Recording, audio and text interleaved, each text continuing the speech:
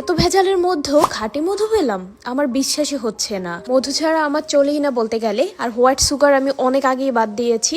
আমি সকাল এক্সারসাইজের আগে একটু 1 চামচ মধু দিয়ে 1 গ্লাস পানি খেয়ে নেই। এটা বেশ কয়েক মাস আগে থেকেই করি।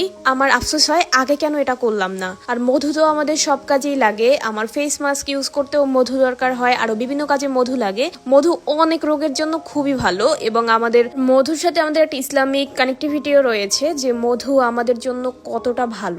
তো এই মধু যদি খাঁটি না হয় তাহলে কিন্তু বিপদ। বাজারে অনেক সস্তা মধু পাওয়া যায় যেগুলো ভেজাল, যেগুলো খেলে উপকার তো দূরের কথা, ক্ষতি হয় আরো। দেখে শুনে বুঝে একটা খাঁটি মধু পাওয়া কিন্তু জরুরি। আমি এই মধুটা নিয়েছিলাম সওদাগর কর্পোরেশন থেকে। আপনারাও চাইলে ভিজিট করতে পারেন এবং তারা একদম সুন্দরবন থেকে খাঁটি মধুটা কালেক্ট করে তারপর আমাদের কাছে পাঠায়। এইটা নিয়ে আমার ছিল 2বার অর্ডার করা। আমার মনে হলো আপনাদের সাথে একবার শেয়ার করা উচিত। আমি জাস্ট 2-3 মাস হলো আমি এই মধুটা খেয়ে অভ্যস্ত। আপনাদের দৈনন্দিন জীবনেও আপনারা মধু অ্যাড করতে পারেন চিনির বিকল্পে। চিনি বাদ দিন, এটা শরীরের জন্য অনেক অনেক ক্ষতিকর।